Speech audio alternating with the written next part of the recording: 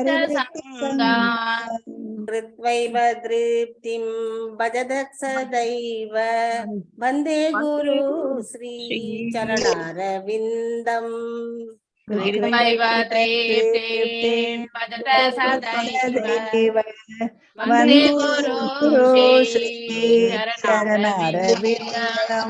श्रीराधिका माधवयोरबारा माधुर्यलीला गुणरूप नाम्नाम् श्रीराधिका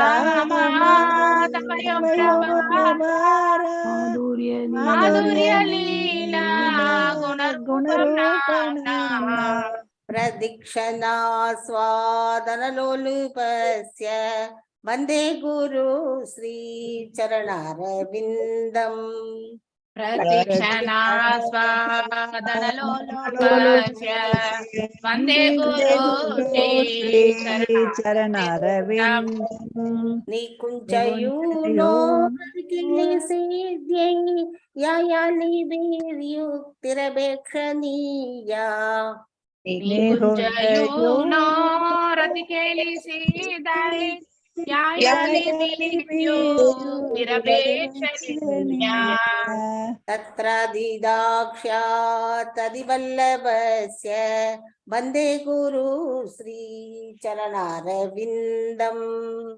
तत्रादिदाक्ष्यातदिवल्लभस्य वन्दे गुरु श्रीचरणारविन्दम् साक्षादरित्वेन समस्तशास्त्रै उक्तस्तदा भाव्यदेव सद्भिः साक्षादरित्वेन समस्तशास्त्रै उक्तस्तदा भाव्यदेव सद्भिः इन्दुप्रभोर्य प्रिय एव तस्य वन्दे गुरु श्रीचरणारविन्दम् इन्दुप्रभोर्य प्रिय एव तस्य वन्दे गुरु श्रीचरणारविन्दम् यस्य प्रसादात् भगवत्प्रसादो यस्य प्रसादात् न कदी कुतोऽपि यस्य प्रसादात् भगवत्प्रसादो यस्य प्रसादात् न कदी कुतोऽपि ध्यायन् स्तुवं तस्य यक्षस्त्रिसन्ध्यं वन्दे गुरु श्रीचरणारविन्दम् ध्यायन् स्तुवं तस्य यक्षस्त्रिसन्ध्यं वन्दे गुरु श्रीचरणारविन्दम् संसारदावा नलनीडलोका त्राणाय कारुण्य कनकनत्वम् संसारदावा नलनीडलोका त्राणाय कारुण्य प्राप्तस्य कल्याण गुणार्णवस्य वन्दे गुरु श्रीचरणारविन्दम् प्राप्तस्य कल्याण गुणार्णवस्य वन्दे गुरु श्रीचरणारविन्दम् वन्दे गुरु श्रीचरणारविन्दम् वन्दे गुरु श्रीचरणारविन्दम् नमः ॐ विष्णुपदाय कृष्णप्रेष्ठाय भूतले श्रीमति भक्ति वेदान्त स्वामिनिधि नामिने नमस्ते सरस्वती देवे गौरवाणी प्रचारिणे निर्विशेष शून्यवादे पाश्चात्य देशधारिणे जय श्री कृष्ण चैतन्य प्रभो नित्यानंद श्री अद्वैत गदाधर शिवासादि गौर भक्त वृंद हरे Krishna Krishna Krishna Hare Hare Hare Rama Rama Rama Hare Hare Hare Krishna Krishna Krishna Hare Hare Hare Rama Rama Rama Hare Hare Jaya Radha Govinda Radhe Jaya Radha Govinda Radhe Jaya Gauranitai Jaya Gauranitai Jaya Prabhupada Jaya Prabhupada Nitai Gaura Hari Bol Nitai Gaura Hari Bol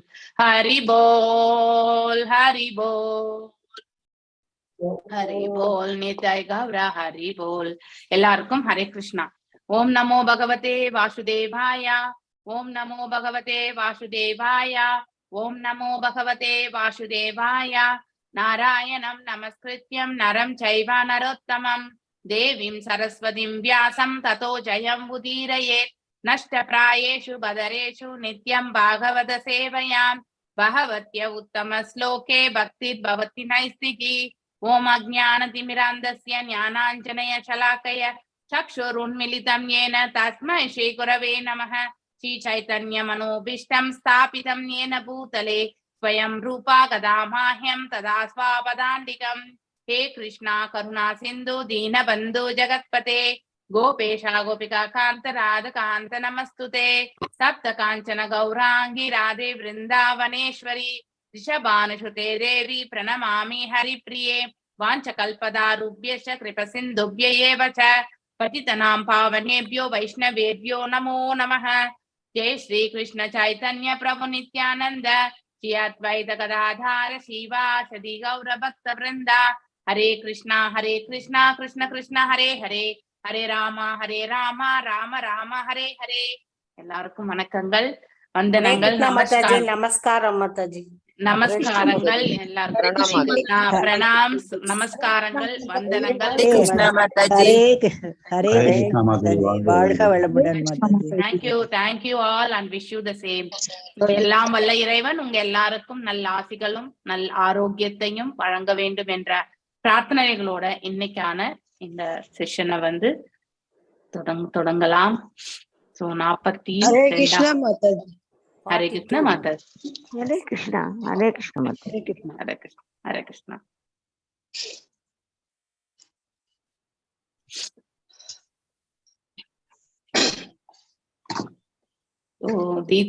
நேற்று என்ன பார்த்தோம்? தீதியினுடைய prayers. அவளுக்கு எப்படிப்பட்ட குழந்தைகள் பிறக்க போகின்றது என்பதை பற்றி கஷ்யப்ப முனிவர் எடுத்துரைக்கிறது. அதனுடைய கண்டினியூவேஷன் தான் நாம் இன்னைக்கு பார்க்க போறது இல்லையா? பதம் 42. எல்லாரும் கொஞ்சம் மியூட்ல போயிடணும். ஸோ பேக்ரவுண்ட் நாய்ஸ் நிறைய இருக்கு. ஸோ ஐ ஹம்பிளி ரிக்வெஸ்டிங், நீங்க அன்மியூட் பண்ணி பேசினாலும் மீண்டும் மியூட்ல போயிடணும். That is by default. உங்க கை அங்க போயிட்டு அங்க மியூட் இதுல போயிடணும். அன்மியூட் பண்ணி பேசிட்டு நீங்க பாட்டுக்கு இருக்கீங்க, அப்போ என்ன ஆகுதுனாக்கா பேக்ரவுண்ட் நாய்ஸ் எல்லாம் வருது. அதனால உங்களுக்கு அது தெரியறது இல்லை, பட் அடுத்தவங்க கேட்கும் பொழுது அது ஈடுபாடு இல்லாம போயிடும். அதனால அவங்களும் வந்து சில பேர் வந்து யூடியூப்ல பாத்துக்க வேண்டிய சுச்சுவேஷன்ஸ் இருக்கும். அப்ப அந்த சமயத்துல இந்த பேக்ரவுண்ட் நாய்ஸ் தான் மேன்மையா கேட்கும் பொழுது அவங்களுக்கு அதுல இது என்ன கேட்கணும்ன்ற அந்த ஈடுபாடு இல்லாம போயிடும். அதனால அவங்களுக்கும் நம்ம இந்த சகாயத்தை பண்ணணும். ஸோ அவங்களும் இதை கேட்டு அவங்களுடைய கடமையால அவங்க வந்து அவங்களுக்கு இந்த நேரத்தை ஒதுக்க முடியாம அதுக்கப்புறம் யூடியூப்ல கவனிக்கிறாங்க. அதனால அவங்களுக்கும் இந்த சகாயத்தை பண்ணலான்ட்டு நம்ம எல்லாரும் மியூட்ல போயிடலாம். ஓகே. திதிரு உவாச்ச வதம் பகவதா சாக்ஷாத் சுனா போதார பாகுனா ஆசாசே புத்ரயோர் மஹ்யம் மா கிருதாத் தம்மநாத் பிரபோஹு. எஸ் பத்மா மாதாஜி வாசிக். ஹரே கிருஷ்ண மாதாஜி. ஹரே கிருஷ்ண மாதாஜி. திதிருவாச்ச வதம் பகவதா சாக்ஷாத் சுனா போதார பாகுனா ஆசாசே புத்ரயோர் மஹ்யம் மா கிருத்தாத் பிராமணாத் பிரபோ. திதி உவாச்சா, திதி கூறினாள், வதம் கொல்லப்படுதல், பகவதா முழுமுதற் கடவுளால், சாக்ஷாத் நேரடியாக, சுனாப அவரது சுதர்சன சக்கரத்தினால், உதார மிகுந்த பெருந்தன்மையுடன், பாகுனா கரங்களினால், ஆசாசே நான் விரும்புகிறேன், புத்திரேயோ புத்திரர்களின், மஹ்யம் எனது, மா ஏற்பட போவதில்லை, கிருத்தாத் சீற்றத்தினால், பிராஹ்மணாத் அந்தணர்களின், பிரபோ பிரபுவே மொழிபெயர்ப்பு. திதி கூறினாள், எனது புதல்வர்கள் மிகவும் பெருந்தன்மையாக முழுமுதற் கடவுளின் கரத்தில் உள்ள சுதர்சன சக்கரத்தினால் கொல்லப்படுவதை நான் பெரும் பாக்கியமாக கருதுகிறேன். ஓ எந்தன் பிரபுவே, அவர்கள் அந்தணர்களின் சீற்றத்தின் காரணமாக கொல்லப்பட மாட்டார்கள் அல்லவா? பொருளுரை. திதி தன் புதல்வர்களின் செயல்களினால் அந்தணர்கள் ஆத்திரம் கொள்வர் என்று தன் கணவர் கூறியதை கேட்ட பொழுது மிகவும் கலக்கமுற்றாள். அவள் அந்தணர்களின் சாபத்தினால் தனது புதல்வர்கள் கொல்லப்படுவார்கள் என்றே நினைத்தாள். மேலும் அந்தணர்கள் ஒருவர் மீது ஆத்திரம் கொள்ளும் போது பகவான் தோன்றுவதில்லை. ஏனென்றால் அந்தணர்களின் சினமே அவர்களை அழிப்பதற்கு போதுமான கருவியாகும். ஆயினும் அவர் தனது பக்தன் சிறிது மன வருத்தம் கொண்டாலும் நிச்சயமாக அங்கே தோன்றுவார். துஷ்டர்கள் தரும் துன்பத்தின் காரணமாக ஒரு பக்தன் பகவான் தோன்ற வேண்டும் என்று ஒருபோதும் அவரை பிரார்த்திப்பதில்லை. மேலும் அவன் தன் பாதுகாப்பிற்காக பகவானை தொல்லை செய்வதும் இல்லை. மாறாக பகவானோ தன் பக்தர்களுக்கு பாதுகாப்பு கொடுக்க வேண்டும் என்று அக்கறையுடையவராக இருக்கிறார். தனது புதல்வர்கள் பகவானால் கொல்லப்படுவார்கள் எனில் அதுவும் கூட பகவானின் கருணையே என்பதை திதி நன்றாக அறிவாள். ஆகையினால்தான் அவள் பகவானின் கரங்களும் சுதர்சன சக்கரமும் பெருந்தன்மை மிக்கவை என்று கூறுகிறாள். ஒருவன் பகவானின் சக்கரத்தினால் கொல்லப்பட்டு அவரது கரங்களை காணும் பாக்கியம் பெற்றான் என்றால் அவனது விடுதலைக்கு அதுவே போதுமானதாகும். இது போன்ற நல்ல அதிர்ஷ்டத்தினை மாமுனிவர்கள் கூட பெற்றதில்லை. ஹரே கிருஷ்ணா மாதாஜி. ஹரே கிருஷ்ணா மாதாஜி. ஹரே கிருஷ்ணா. சோ சிசுபாலன் கூட அதே மாதிரிதான் வதைத்தார் இல்லையா? சோ இப்படி இந்த 3 ஜென்மங்கள் வந்து ராவணன் மற்றும் அவனுடைய தம்பி கும்பகர்ணன், அடுத்து இந்த ஹிரண்ய கஷ்யபு, அடுத்து ஹிரண்யாக்ஷன், அடுத்து இன்னொரு பிறவி யார் என்று சொல்ல முடியுமா? இன்னொரு அவதாரம் இந்த 3 இது ஜெயா விஜயாது 3வது அவதாரம் யாராவது சொல்ல முடியுமா? சிசுபாலன் தனவிரதன் இல்லையா? சிசுபாலன் மற்றும் தனவிரதன். சோ அவங்க 2 பேரும் தான். அந்த 3 இதுலயுமே வந்து பகவானால் தான் வந்து அவர்கள் மடிகிறார்கள் இல்லையா? சோ அதனால அவருடைய கரங்களால் மடிவதே ஜராசந்தன் கூட அவங்க அவரோட கொல்லப்பட்டாங்க. ஜராசந்தன் வந்து பீமனா அவரால் கொல்லப்படல, அந்த வியூகத்தை அமைத்து கொடுத்தார். பீமனால் கொல்லப்பட்டார். மல்யுத்த வீரன் அவன் இல்லையா? ஜராசந்திரன் வந்து அந்த குச்சியை கிழிச்சு போட்டு அந்த பக்கம் இந்த பக்கம் போட்டு கிருஷ்ண பகவான் வந்து பீமன் தான் கொல்றது.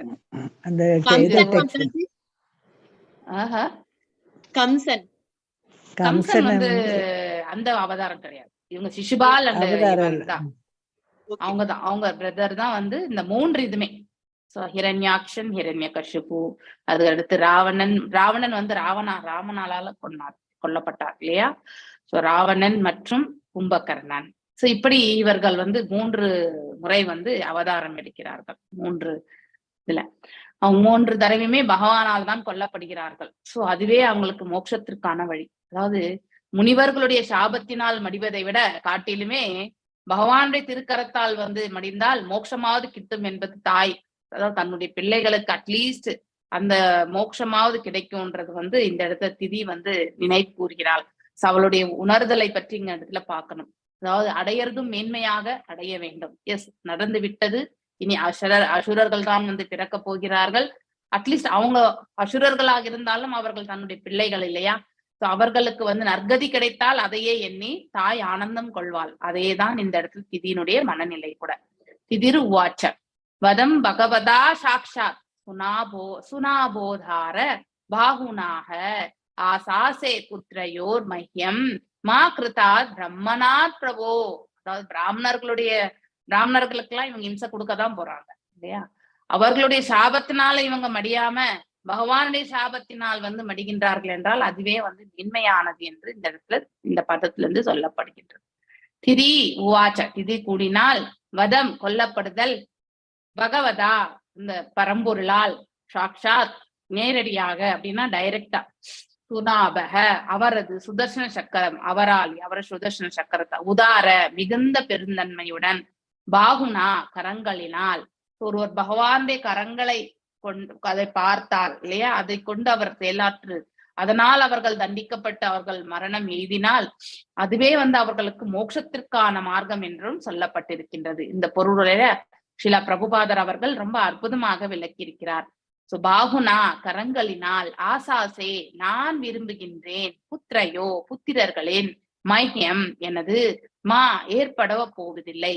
சோ யாருடைய இதனால வந்து இவர்களுக்கு மரணம் எகழாது என்பது அவள் கொண்டு ஆனந்தப்படுகின்றார் என்றால் அந்தணர்களுடைய சாபத்தினாலேயோ இல்லையா? சோ அவர்களுடைய சினத்தினால் வரக்கூடிய அந்த வார்த்தைகளாலோ இவர்களுக்கு எந்த ஒரு அதனால் மரணம் ஏற்படாது. அந்தணர்கள் சாபத்தினால் மரணம் அடைந்தால் அவர்களுக்கு மோட்சம் கிடைக்கும்ன்றதுலாம் எதுவுமே கிடையாது இல்லை. இன்னும் நரக உலகங்களுக்கு வேணா தள்ளப்படுவார்கள். அதே பகவான் திருக்கரங்களால் மடிப்பவர்கள் அவருடைய கடைக்கண் பார்வை இருந்தாலே நமக்கு மோட்சம் தான் இல்லையா? சோ கிருதாத் சீற்றத்தினால் பிரம்மனாத் அந்தணர்களின் பிரபுவே. சோ திதி தன்னுடைய கணவனை பார்த்து கூறுகின்றார், எனது புதல்வர்கள் மிகவும் பெருந்தன்மையாக, அதுவும் பெருந்தன்மை means that is also a mercy of God. பகவானின் திருக்கடின் கரங்களால் மடிவதே வந்து பெரும் பாக்கியமாக கருதுகிறார். அது உண்மைதான் இல்லையா? அட்லீஸ்ட் அந்த வாய்ப்பாவது அவர்களுக்கு கிட்டியது. பகவானை பார்ப்பதற்கு தரிசனம் பெறுவதற்கும் அவருடைய திருக்கரத்தால் மடிவதற்கும். அவ்வாறு மடியும் போது அவர்களும் வந்து விடுதலை அடைந்து பகவானுடைய திருநாட்டை சேருகின்றனர். முழுமுதற் கடவுளின் கரத்தில் உள்ள சுதர்சன சக்கரத்தினால் கொல்லப்படுவதை நான் பெரும் பாக்கியமாக கருதுகின்றேன் அப்படின்னு சொல்லிட்டாங்க அவங்க யாரு? திதி. சோ பெரும் பாக்கியமாக கருதுவதாக இந்த இடத்துல வந்து அழகாக எடுத்துரைக்கிறார். மேலும் அவர்கள் அந்தணர்களின் சீற்றத்தின் காரணமாக கொல்லப்பட மாட்டார்கள் என்பதை வந்து ரொம்ப உறுதியாக வந்து அவளுடைய உணர்வை எடுத்து செல்லும் பொழுது அதுல இருந்து ஒரு தாயினுடைய அதாவது மனோபாவத்தை நாம தன் பிள்ளைகள் எப்படிப்பட்டதாக இருந்தாலும் அவர்களுக்கு ஒரு நற்கதி கிடைக்கிறதுலே அதுவே ஒரு மேன்மையானது என்று நினைக்கும் பொழுது அதை கண்டு ஆனந்தம் கொள்வதை வந்து இந்த பதத்திலிருந்து நாம பார்க்கலாம் இல்லையா? சோ திதி தனது புதல்வர்களின் செயல்கள் அந்தணர்கள் ஆத்திரம் கொள்வர் என்று தன் கணவர் கூறியதை கேட்ட பொழுது மிகவும் கலக்கமுற்றாள். ஏனென்றால் அவர்களின் சாபத்திற்கு இவர்கள் ஆளாகி விடுவார்களோ என்ற பயம். அவள் அந்தணர்களின் சாபத்தினால் தனது புதல்வர்கள் கொல்லப்படுவார்கள் என்றே நினைத்தாள். ஆனால் அந்தணர்கள் ஒருவர் மீது ஆத்திரம் கொள்ளும் பொழுது பகவான் தோன்றுவது கிடையாது இல்லையா? ஆனால் பக்தர்களுக்காக தான் பகவான் ரட்சனை புரிவதற்காக தான் தோன்றுகின்றார். ஏனென்றால் அந்தணர்களின் சிலமே அவர்களை அழித்து விடும் இல்லையா? மேலும் பகவான் அவதரித்து அவர்களை அழிக்க வேண்டிய அவசியம் எதுவுமே கிடையாது. ஆயினும் அவர் தனது பக்தன் சிறிது மனவருத்தம் கொண்டாலுமே நிச்சயமாக அங்க வந்து தோன்றுகின்றார் பகவான். துஷ்டர்கள் தரும் துன்பத்தின் காரணமாக ஒரு பக்தன் பகவான் தோன்ற வேண்டும் என்று ஒருபொழுதும் அவன் பிரார்த்திப்பது கிடையாது இல்லையா? தரும் துன்பத்தின் காரணமாக ஒரு பக்தன் பகவான் தோன்ற வேண்டும் என்று ஒருபோதும் பிரார்த்திப்பதில்லை. அவர்கள் எதற்காக என்றால் கண்டிப்பாக பகவான் தோன்றுவார் என்ற உறுதியான ஒரு மனசுல அவங்களுக்கு ஒரு உறுதி இருக்கும். மேலும் தான் சிரமப்படுறதுக்காக தன்னுடைய சுயநலத்திற்காக பகவான் அவங்களை வந்து ரட்சிக்கணும்னு வந்து கேட்கவே மாட்டாங்க. பொது நலமோடு இருக்கக்கூடியவர்கள் தான் வந்து பக்தர்கள், தூய பக்தர்கள். தன்னலம் கொண்டிருப்பவர்கள் எப்பொழுதுமே அவர்கள் தூய பக்தர்கள் ஆவது கிடையாது. அதனால பக்தர்களாக இருப்பவர்கள் அனைத்தையுமே வந்து பொது நோக்கோடு காண்பார்கள். தங்களையும் இந்த பிரபஞ்சத்தில் இருக்கக்கூடிய பிற உயிர் வாழிகளோட சேர்த்துதான் எப்பவுமே அவங்களுடைய இது ஒரு நன்மை வேண்டுமென்றால் அனைவருக்கும் நன்மை என்பதை பற்றி தான் அவர்களுடைய ஆலோசனையா இருக்குமே வழிய நாம ஒருத்தர் மட்டுமே இந்த இடத்துல இப்ப கஷ்டப்பட்டு இருக்கோம்னா அதற்காக பகவான் நம்மளை வந்து ரட்சிக்கணும்னு சொல்லிட்டு அந்த சுபாவத்தை வந்து ஒரு தூய பக்தரிடம் கண்டிப்பாக இருக்காது. அததான் இந்த இடத்துல வந்து பிரபுபாதர் அவர்கள் ரொம்ப அற்புதமாக விளக்குகிறார். சோ துஷ்டர்கள் தரும் துன்பத்தின் எக்ஸாம்பிள் தேவகி எடுத்துக்கலாம், வசுதேவர் எடுத்துக்கலாம் இல்லையா. அவர்கள் இருவருமே காலாகிரகத்திலே கழித்தவர்கள். என்றைக்காவது பகவான் வந்து அவதரிப்பார், இந்த உலக நன்மைக்காக அவருடைய செயல்கள் அமையும் என்பது அவர்களுக்கு தெரியும். ஆனால் தான் துன்பப்படுறதுக்காக பகவான் வந்து இம்மிடியட்டா வந்து தனக்கு ரட்சிக்கணும்னு அவங்க என்னைக்கு நினைக்கிறேன். அதுதான் தூய பக்தர்களுடைய நிலை. சோ அதே நான் வந்து பக்தர் அற்றவர்கள் வந்து தனக்கு ஒரு சிறு கஷ்டம் வந்தாலும் பகவானை வந்து கண்டிப்பா பகவான் நமக்கு ஹெல்ப் பண்ணுவார்னா ஒன்லி ஃபார் ரெஸ்கியூனஸ்க்காக மட்டுமாவது அவங்க வந்து வேண்டுவாங்க. அது தன்னலம் கொண்டது. தன்னலத்தோடு இருப்பவர்கள் என்றைக்குமே தூய பக்தர்கள் ஆகவே மாட்டார்கள். இதை நாம் நன்னா புரிஞ்சுக்கணும். மேலும் அவன் தன் பாதுகாப்பிற்காக பகவானை தொல்லை செய்வதும் கிடையாது. இதுக்கு நம்ம அந்த சூர்தாஸ் துளசிதாஸ் கதையை நம்ம எடுத்துக்கலாம் இல்லையா. துளசிதாஸ் அண்ட் சூர்தாஸ் இவங்க 2 பேரும், துளசிதாஸ் அண்ட் சூர்தாஸ் கதையை நாம எடுத்துட்டோம்னாக்கா, துளசிதாஸ் வந்து ராம பக்தர். இருவருமே பக்தர்கள் தான். ராமா வேற கிருஷ்ண வேற கிடையாது. ஆனா அவரவர்களுடைய நிலைகளை நாம இந்த இடத்துல பார்க்கணும். துளசிதாஸ் வந்து அதாவது ராம பக்தர், சூர்தாஸ் வந்து கிருஷ்ண பக்தர். ஹரே கிருஷ்ணா பிரபு. ராமனுக்கு மட்டும் பகவானால சாகிறது இல்லையா, அவங்க வந்து அவங்களே அந்த இது வந்துருங்களா அவங்களுக்கு எப்படி? பிராமணர்களுக்காக வந்து பகவான் வருவது கிடையாது என்றது எதற்காக இந்த இடத்துல சொல்லப்பட்டிருக்குனாக்கா, பிராமணர்களுடைய சாபமே அந்த கொடியவனை அழித்து விடும் என்பதற்காக இந்த இடத்துல சொல்லப்பட்டிருக்கு. அதனால இங்கே ரட்சிப்பைக்காக பகவான் வந்து வர வேண்டிய அவசியமே கிடையாது. அவர்களுடைய சாபத்தினாலே அந்த அதாவது அசுரத்தன்மை உடையவர்கள் வந்து வதைக்கப்படுவார்கள். அப்படின்னா அந்த பாவத்தினாலே அவர்கள் வந்து சாபம் வந்தாலே நமக்கு ஏதாவது ஒரு இப்படி இந்த மாதிரி ஆயிடுவேன், இந்த மாதிரி ஆயிடும் சபித்த பிறகு அவங்களுடைய உருவமும் மாறி விடுகின்றது இல்லையா. அப்படிப்பட்ட செயல்கள் அந்த காலகட்டத்துல அந்த வார்த்தைக்கு வந்து பவர் இருந்தது. இப்ப சாபத்தினுடைய இம்பாக்ட் உண்டு, இப்பயும் உண்டு. ஆனா அந்த அளவுக்கு சத்தியுகத்திலேயோ திரேதா யுகத்திலேயோ இருக்கிற மாதிரி கிடையாது. ஏனென்றால் அது அப்போ அந்த தூய்மையினுடைய அளவு ஜாஸ்தி இருந்தது இல்லையா, தர்மத்தினுடைய அளவு ஜாஸ்தி இருந்தது. அதனால சொல்லக்கூடிய வார்த்தைகளுக்கும் வந்து அது அதனுடைய பவர் இருந்தது. ஆனா இப்போ வந்து தர்மத்தினுடைய இது வந்து ஒரே கால தான் நின்றுட்டு இருக்கு அந்த எருது இல்லையா. அதாவது வாய்மை எனக்கூடிய அந்த ட்ரூத்ஃபுல்னஸ்ல மட்டும்தான் இப்ப அந்த கலிகாலம் வந்து இருந்துட்டு இருக்கு. ஸோ அதாவது 75% வந்து அதர்மமான நிலையில் தான் நாம எல்லாருமே இந்த சூழ்நிலை வந்து வாழ்ந்துட்டு இருக்கிறது.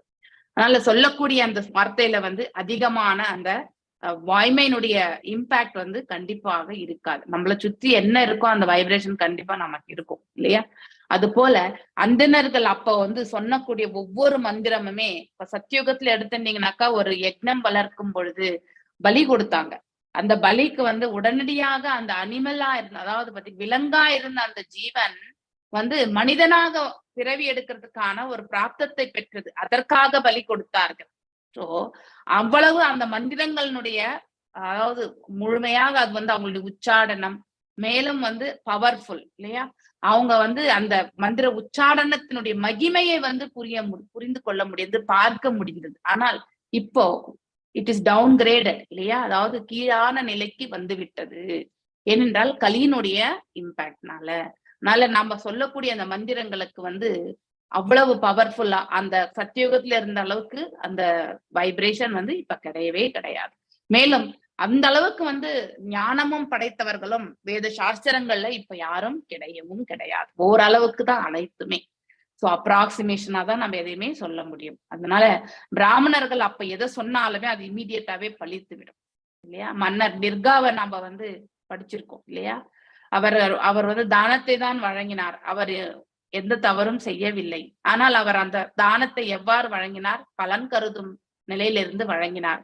அதனால ஒரு பிராமணனுக்கு வழங்கி அந்த பசு மீண்டும் கொட்டகையில் வந்து சேர்ந்த பிறகு அந்த பசுவையை எடுத்து இன்னொரு பிராமணனுக்கு வந்து தானமாக வழங்கும் பொழுது முதல் தானம் பெற்ற அந்த பிராமணன் வந்து சேருகின்றான்.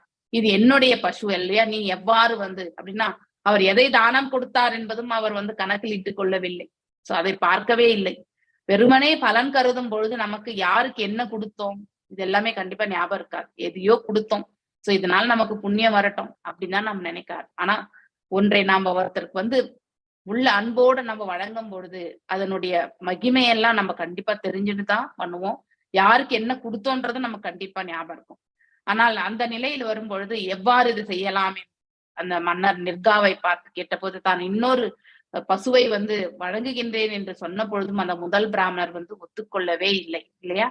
அதனால் அவர் கோபம் அடைந்து சபித்து விட்டார். அதனால்தான் பெரிய பல்லியாக அந்த கிணற்றிலிருந்து கிருஷ்ண அவதாரம் எடுத்து வரும் பொழுது பகவான் ஸ்வயம் இறங்கி வரும் பொழுது அந்த நிர்காவிற்கு வந்து மோட்சமும் வந்து அதாவது பாவ விமோக்ஷனம் கிடைச்சது அப்படிங்கிறத வந்து நாம படிச்சோம்.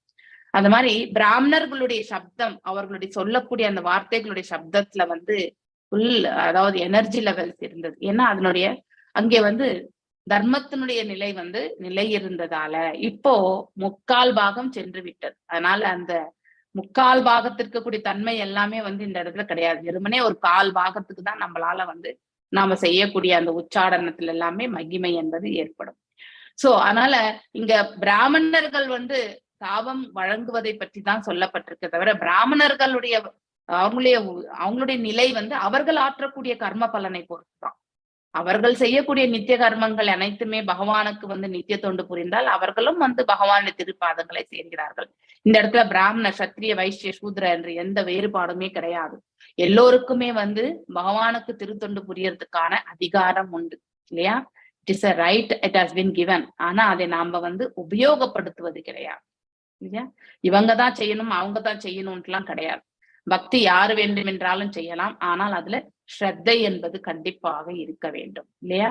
நம்பிக்கை கொண்டு செய்ய வேண்டும். மேலும் பௌதிகத்தை எல்லாம் வந்து அதாவது அதிலிருந்து துறவரத்தை மேற்கொண்டு செய்ய வேண்டும். பௌதிகத்தின் தரப்பால் நாம் எந்த அளவுக்கு நாம ஈடுபாடு கொண்டிருக்கின்றோமோ அந்த அளவுக்கு நம்முடைய பக்தி சேவையில வந்து பூர்ணத்துவத்தை நம்மளால வெளிப்படுத்த முடியாது. எதற்கு பௌதிகத்தை விடணும்னு எல்லா இடத்துலயுமே சொல்றாங்க. சோ வேற ஏதாவது வேலையே இல்லையே, நிறைய இடத்துல எழுதியிருக்காரே பிரபுபாதர் அப்படின்னு நினைக்கலாம் இல்லையா. சென்ஸ் கிராட்டிபிகேஷனுக்கு கூட அதே மாதிரிதான் அவர் எழுதியிருக்காரு. ஏன்னா எது ரொம்ப அதிகமா நம்ம திருப்பி சொல்லும் பொழுது அது மனசுல ஆழமா பதியும்ன்றதுதான் மெயின் ரீசன். சோ எதையெல்லாம் நம்ம விடணும்ன்றது வந்து நிறைய இடங்கள்ல வந்து பிரபுபாதர் விளக்கி இருக்கிறார். சோ நாம தர்மத்தை வந்து பரிபாலிக்கணும். நம்முடைய செயல்களில் அனைத்துமே வந்து தர்மமான நிலையை வந்து கொண்டு வரணும். மேலும் பற்றுதல் இன்றி அதை நாம செயல்படுத்தணும்னா மனதுல வந்து அந்த பற்றற்ற நிலையை வந்து நாம் பலன்கள் மீது எதிர்பார்ப்பில்லாத அந்த பற்றற்ற நிலையை நாம வளர்த்து கொள்ள வேண்டும். அப்படி நாம வந்து வளர்த்து கொண்டு நம்முடைய பக்தி தொண்டை நாம் இட்டு சென்றால் அது எந்த நிலையா பிராமணனா இருக்கட்டும், சத்திரியனாக இருக்கட்டும், சூத்ரனாக இருக்கட்டும் இல்லையா, வைசியனாக இருக்கட்டும், 4 வர்ணத்தவருமே வந்து பகவானின் திருப்பாதங்களை சேர்வதற்கான பாக்கியத்தை பெறுகிறார்கள். இங்கே பிராமணர்களுடைய இறுதியை பற்றி இந்த இடத்துல விளக்கவில்லை. பிராமணர்களுடைய சினமே வந்து அந்த அசுரத்தன்மை உடையவர்களுக்கு வந்து பனிஷ்மெண்ட் இல்லையா, அதுவே அவர்களுக்கு ஒரு தண்டனை ஆகிவிடும். அதனால பகவான் வந்து மீண்டும் தண்டிக்க வேண்டிய அவசியம் என்பது இந்த இடத்துல கிடையாது. அதனால அந்தணர்களுக்காக பகவான் வந்து இறங்கி வருவதும் கிடையாது. பக்தர்களுக்கு மட்டும்தான் ஒருவர் யாரு, அதாவது மோர் தென் அந்த அந்தணர்களை விட வந்து அதாவது பிராமணாஸ்க்கு அப்புறம் தான் அதாவது highest level, but first level base level is the பிராமணா. நம்ம எல்லாமே சாத்விகமான ஒரு மனோபக்குவத்தை எடுத்து சென்று அந்த பக்குவ நிலை அடையும் போது அந்த பிராமணிக்கல் குவாலிட்டிஸ் எல்லாம் நாம அக்வயர் பண்ணணும். இது பிறப்பால வந்து பிராமணர்களுக்கான நிலை கிடையாது. பகவானுடைய அதாவது ஞானத்தை பற்றி உணர்ந்து தன்னுடைய பக்தியை யார் ஒருவன் வந்து அபிவிருத்தி செய்து கொள்கின்றானோ அவன் சத்வ நிலை அடையும் பொழுது அவன் பிராமண நிலையை அடைந்தான் என்று நாம நிறைய இடங்களை படிச்சுட்டே வரோம். அடுத்து பிராமணனை விட வைஷ்ணவன் அவன் இன்னும் ஹையஸ்ட் குவாலிட்டிஸ். அதனால Vaishnava is a great thing. யார் வேணாலும் வைஷ்ணவா கிடையாது. ஃபர்ஸ்ட் பிராமணிக்கல் குவாலிட்டி அக்வயர் பண்ணியிருக்கணும். அதுக்கப்புறம் தான் நம்ம அவங்கள வந்து வைஷ்ணவனான்றதை வந்து பார்க்க வேண்டும். ஓகே. சோ பக்தன் வந்து பக்தனுடைய இயல்பையும் அவனுடைய quality, the great quality of the devotee இந்த பதத்துல வந்து ரொம்ப அழகாக எடுத்துரைக்கப்பட்டு. சோ பக்தன் எப்படி இருப்பான் இந்த பிரபஞ்சத்துல வந்து அதாவது அனைத்தையும் ஒன்று போல காணக்கூடிய பக்குவம் இருக்கும் அவனுக்கு. எந்த ஒரு உயிர்வாழிகளுக்கு மத்தியில் அவன் பேதத்தை வந்து கண்டிப்பாக பார்க்கவே மாட்டான். ஏனென்றால் அனைத்து ஜீவன்களிலுமே பரமாத்மா இருக்கின்றார் என்ற உணர்தலை அவன் பெற்றிருப்பான். உள்ளதை உள்ளபடி உணரக்கூடிய அத்தகைய பக்குவ நிலை அடைந்த அந்த பக்தன் அவனுக்கு அநேக தொந்தரவுகள் கொடுத்தாலுமே அடுத்தவர்களால், எக்ஸாம்பிள் பிரகலாத் மகாராஜ் தன்னுடைய தந்தையாலேயே அநேக தடவை அதாவது தண்டிக்கப்பட்டார் இல்லையா. அதாவது அவரை கொல்வதற்காக எத்தனையோ முயற்சிகள் ஹிரண்யகசிபு முயற்சி செய்தார். ஆனால் அதை எதையுமே அவர் கஷ்டமாகவே அவர் எடுத்துக்கல. பகவான்கிட்ட என்ன ரட்சிங்கன்னு கேட்க கூட இல்லை. சதா சர்வகாலமும் பகவானை எண்ணிக்கொண்டு பிரார்த்தனைகள் மட்டும்தான் அவருடைய செயல் இல்லையா. நாம ஜபங்கள் ஒன்றே அவர் செய்தார். அனைத்து விதங்களிலுமே பகவானை விட பகவானுடைய நாமம் அதாவது ரொம்பவுமே மேன்மை பொருந்தியது என்று சொல்றதுக்கு உதாரணம் கூட இந்த இடத்துல சொல்லலாம். அவர் வேறு, அவருடைய நாமம் வேறு அல்ல என்பதையும் நாம் இந்த பதத்திலிருந்தும் நம்ம புரிந்து கொள்ளலாம் இல்லையா. சோ தன்னுடைய ரட்சணைக்காக எந்த ஒரு தூய பக்தனும் என்றைக்கும் முயலவே மாட்டான். That is the highest quality of a pure devotee. So இந்த பிரபஞ்சத்தில் இருக்கக்கூடிய உயிர்வாழிகள் பிகாஸ் ஆஃப் த கருணை உள்ளம் கொண்டு இங்கே தவறி விழுந்த ஆத்மாக்களை கரை சேர்ப்பது ஒன்றுதான் அவருடைய தலையாய கடமையாக இருக்கும். எக்ஸாம்பிள் நம்ம பிரபுபாதர் இல்லையா.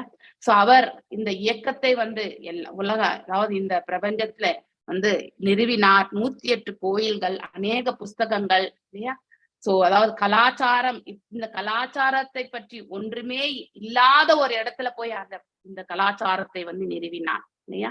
நமக்கெல்லாம் இயல்பிலே பரத கண்டத்தில் பிறந்த நமக்கு இந்த கலாச்சாரம் வேரூன்றி போயிருக்கக்கூடிய ஒன்றுதான். சோ எந்த சமயத்துக்கு வேணும்னாலும் நாம பக்குவம் அடையறதுக்கான மார்க்கம் கிடைச்சா, நம்முடைய முயற்சி இருந்தா நாம அதுல போய் நம்ம சேர்ந்துடும். ஆனா மேற்கத்திய நாடுகள் அப்படி கிடையவே கிடையாது. டோட்டலி இல்லையா ஆப்போசிட், 180 டிகிரிஸ் ஆப்போசிட்.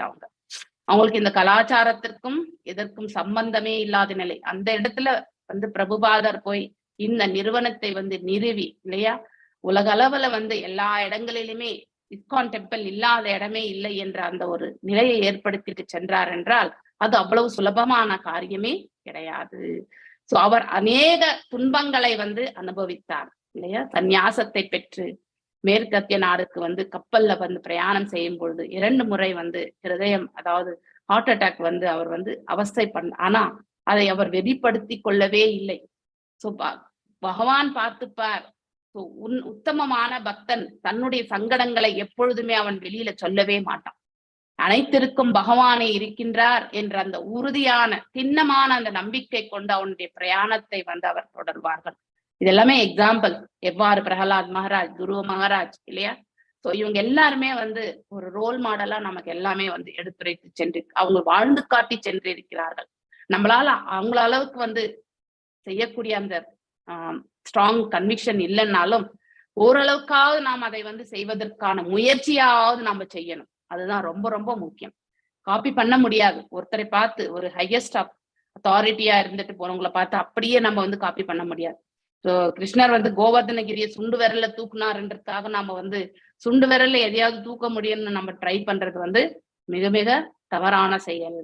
மேலும் சிவபெருமான் ஆலகால விஷத்தை குடித்தார் என்று நீலகண்ட ஆனார் நினைச்சிட்டு நாமளும் ஆலகால விஷத்தை குடித்து நம்ம நீலகண்ட ஆக முடியும்னு நினைக்கிறது மிக மிக தவறானது. அவங்களுடைய நிலையை நாம புரிந்து கொள்ளணும்.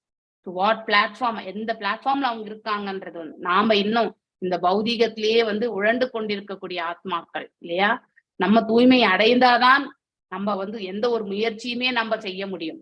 தூய்மை அடையறதுக்கான அந்த மார்க்கத்துலதான் நம்ம சென்று கொண்டிருக்கிறோம். அதை உன்னத நிலை அடையறதுக்கான பயிற்சியும் முயற்சியும் தான் நம்ம செய்யணும். அது ரொம்ப முக்கியம். மேலும் அவன் தன் பாதுகாப்பிற்காக பகவானை தொல்லை செய்வதுமே கிடையாது. ஸோ இந்த சூர்தாஸ் துளசிதாஸ் கதை நம்ம எல்லாருக்குமே தெரிஞ்சதுதான். சோ அந்த இவங்க 2 பேரையுமே மேன்மையான யார் சிறந்த பக்தர் அப்படிங்கிற ஒரு இதை அந்த கிராமத்து மக்களுக்கு தெரியணும் அப்படிங்கிறதுக்காக ஒரு முறை இவர்கள் காட்டுல இருவருமே சென்று கொண்டிருக்கிறார்கள். அப்போ ஒரு புலி அவங்கள துரத்திட்டு வர்ற மாதிரி வரும்பொழுது சோ இந்த சூர்தாஸ் என்ன பண்றாரு, மரத்து மேல ஏறிடுறாரு.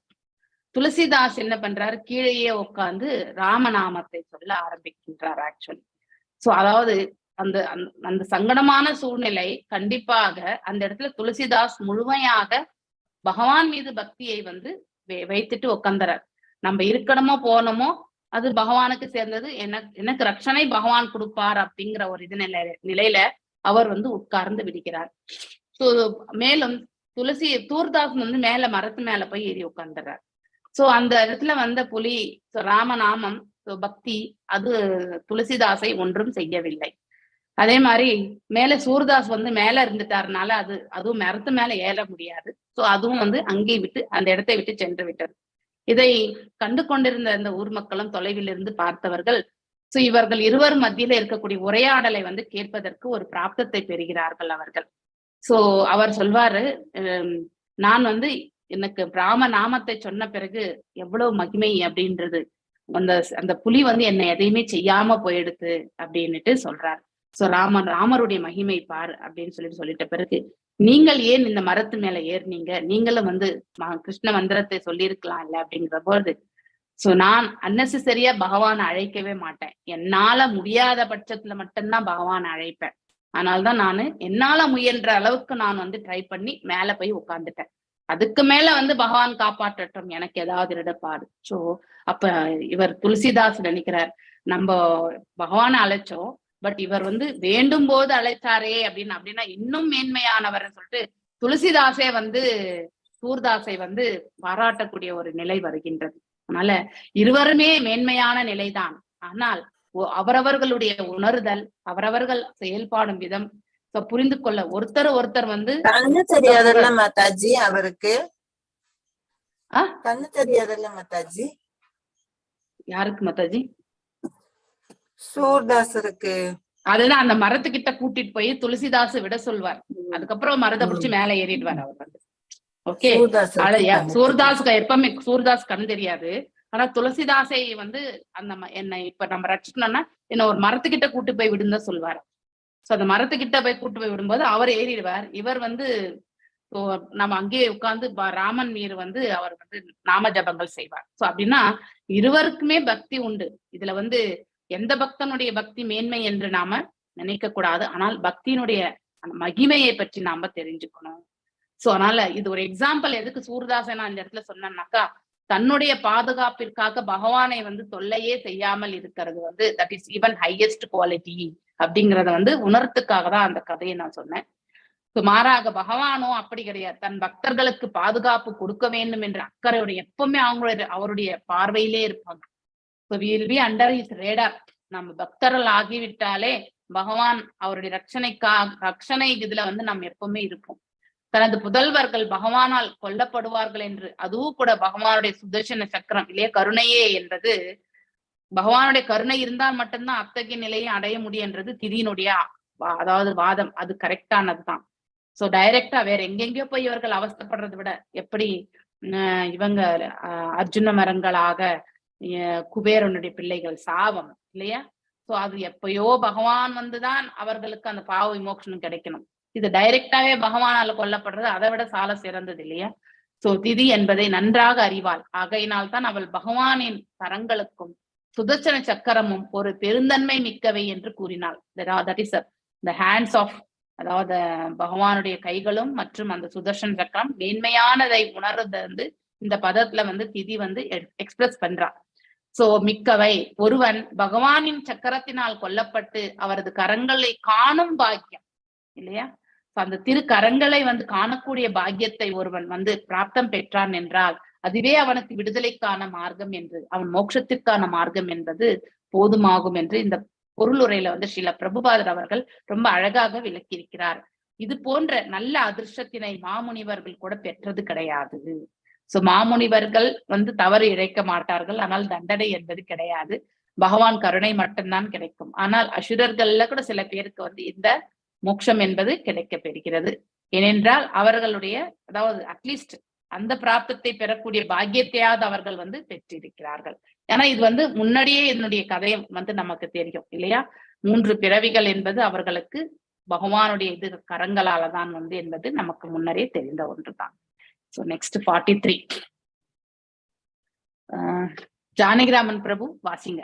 நா பிரம்ம தண்ட தக்தஷ்ய நா பூத பயதஷ்யஷ நாரகா சானு கிரகநந்தி யாம் யாம் யோனிம் அசௌகதஹ.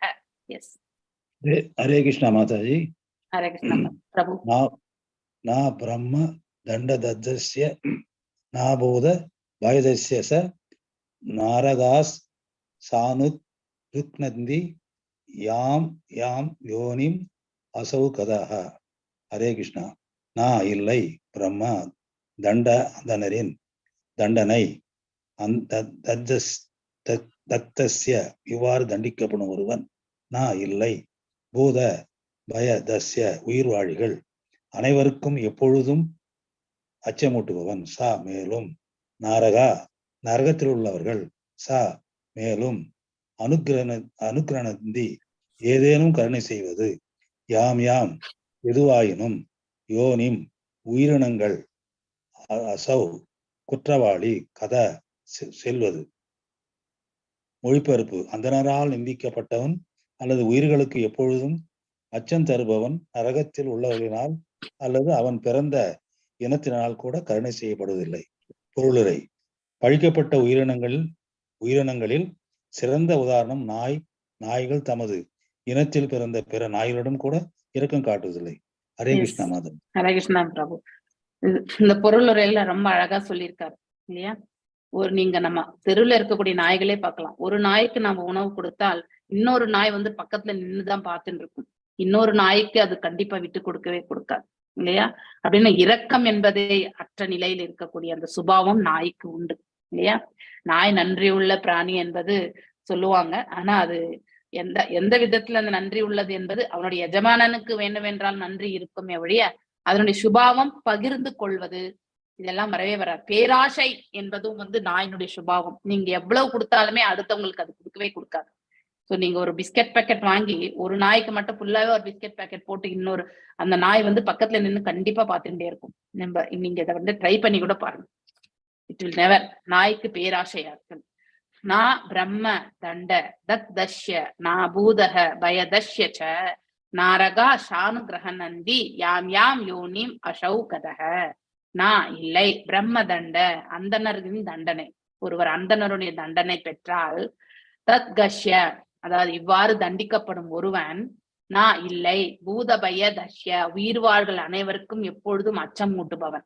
அதாவது அவன் அசுர இயல்பு இருந்தால் மட்டும்தான் அவனுக்கு அப்படிப்பட்ட தண்டனை என்பது ஒரு பிராமணனிடத்திலிருந்து கிடைக்க பெறும் இல்லையா? சா மேலும் நாரகா நரகத்தில் உள்ளவர்கள் கூட மேலும் அனுகிரகநந்தி ஏதேனும் கருணை செய்வது. யாம் யாம் எதுவாயினும் யோனிம் உயிரினங்கள் அசௌ குற்றவாளி கதா செல்வது. சோ அந்தணர்களால் நிந்திக்கப்பட்டவன் இல்லையா? அதாவது சபிக்கப்பட்டவன் அல்லது உயிர்களுக்கு எப்பொழுதும் அச்சம் தருபவன். இரண்டுமே சமமான ஒரு நிலைக்கு தான் எடுத்துக்கொள்ளப்பட்டிருக்கு. அதாவது இந்த இடத்துல ஹிரண்யாக்ஷன் இரண்யகசிபு இருவருமே வந்து உயிர்களுக்கு வந்து தொல்லை கொடுப்பவர்கள் தான். சோ அது எதற்கு வந்து ஒப்பிடப்பட்டிருக்கின்றது?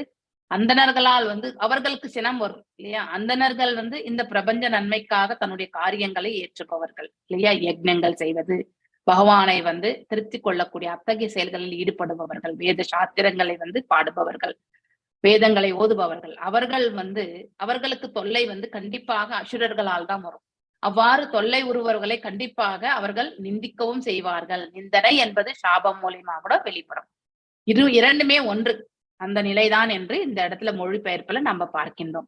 அப்படிப்பட்டவர்கள் நரகத்தில் உள்ளவர்களினால் அல்லது அவன் பிறந்த இனத்தினால் கூட கருணை செய்யப்படுவது கிடையாது. சேம் அந்த அசுர குலத்தில் இருப்பவர்களாலையும் இரக்கம் காணப்படுவதும் கிடையாது.